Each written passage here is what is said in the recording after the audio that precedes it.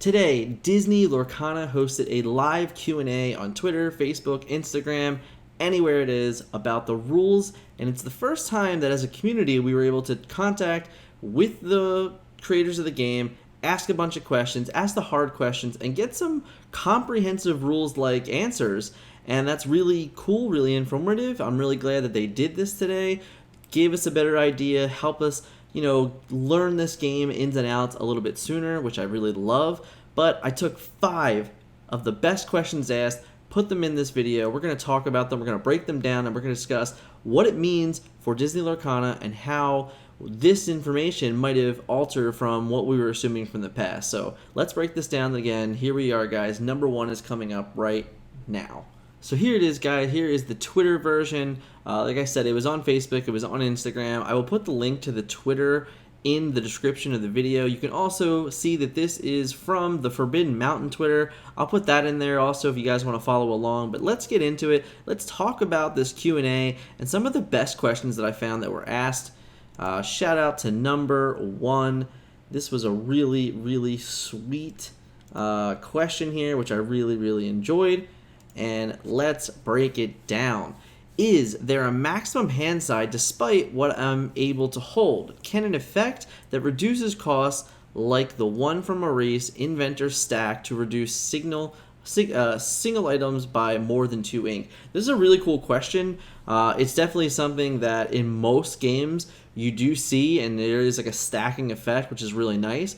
But hey, this is a different game. There's always a chance for different rules. The same thing for Handsize. Some games have a maximum, some games do not. The answer from Disney Lorcana came in. There is no maximum Handsize, which is awesome, and card effects do stack. So Maurice's does stack. So if you end up having multiple ways or multiple cards in play that reduce the cost of items, they would stack, which is an awesome thing for the game. And just as something as competitive card players that we have to be really cognizant of understanding board state and understanding the cost of cards, and just utilizing that to the best of our advantage to try and gain whatever type of advantage we can throughout the game. Really great questions, awesome answers. Definitely looking forward to more like this. Let's check out number 2. Alright, so the second one came in, and it was, if I use Moana to untap my princess after they quest it, and I have a second Moana on board, then challenge with those princesses and quest with my second Moana to untap my board again, plus it untaps the first Moana, and could they then challenge again? Yes, you can ready those princesses as many times as an effect allows. Only limitation is they can't quest anymore this turn. So this is a really cool and unique question, and I was actually really excited because there was a question earlier on in the day that was asked, and it was like, what can my untapped character do? And I believe the person was asking about Moana, but there was some confusion. So we did get confirmation that Moana really does create some very swingy board states. Definitely why I think it's one of the best cards in the game. Without a doubt, one of the best cards in Amber so far. But the concept of having this Disney aggro deck that can quest, swing Moana, untap, then challenge with your characters.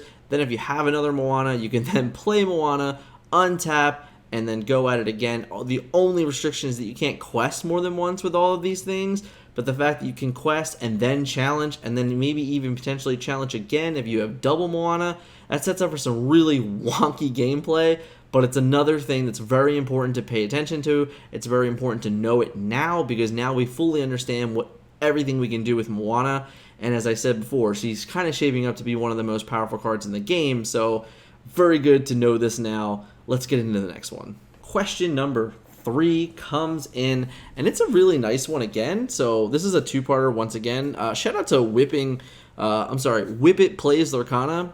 You asked some great questions, and he was giving out some great fire answers. The question for this one is, my question is Shift. What happens to the card a Shift is played in on top and then gets banished? Do both get to the discard pile?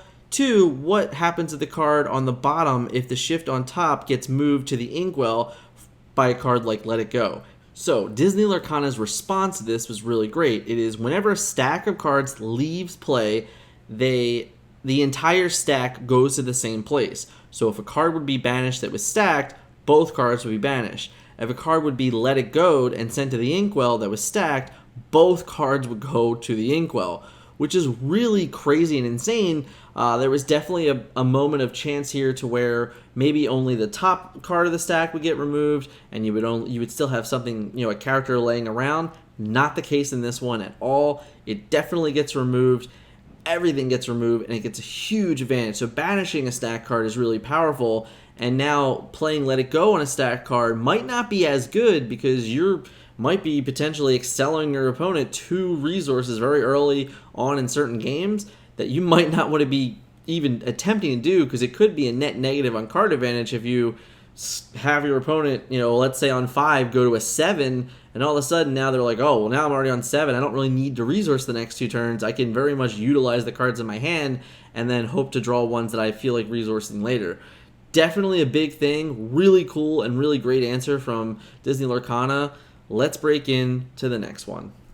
Let's get into the next question from Dreamborn Inc. What can Cruella target when returning cards to hand? For example, can she target cards in the discard pile? Can she target herself? And what happens to the underlying character if she returns a shifted character to its own hand? She can only choose a character that's in play. Since she was banished, she is not in play. If she chose a character that was shifted, both cards go to the player's hand. So again, shifting the way that it works, whenever something goes, whatever the stack is targeted, everything that the card on top does, everything below does. Just another quick analysis of how shift actually works in the game. And let's go into our last and final question now. Alright, so this is the last one. I thought it was a more interesting question, and I was actually very shocked by the answer, which is why we're going to include it here. But in a tournament setting, what informations are players allowed to record? I have seen a lot of people asking if the Inkwell is public knowledge, but can banishment and other zones be tracked? Players are allowed to look at the cards in their opponent's discard pile. Inkwell cards must remain face down and cannot be looked at by any player. So what's really interesting about this is that we have cards that when we Inkwell them, we have to reveal the card. So the card is public information upon setting it face down because it starts face up and then we turn it. But there are cards in the game like Mickey Mouse that, take a card from the top card of your deck and put it right face down. You never reveal that card.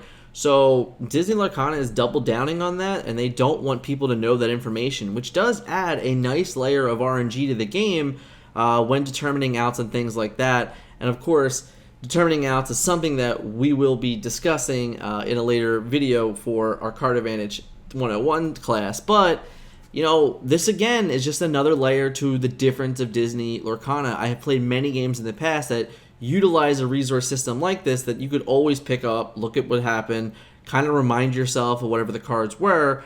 That is not the case for Disney Lorcana. Once that card goes face down, you're never allowed to pick it up, and that's a very, very important thing to note. So 2 tips. 1, make sure you're writing all your cards down as best as possible. 2, if you really want to stay ahead of the curve, you might also want to be writing down your opponent's cards as best as possible to best determine your outs in a game. Let's talk about one final thing.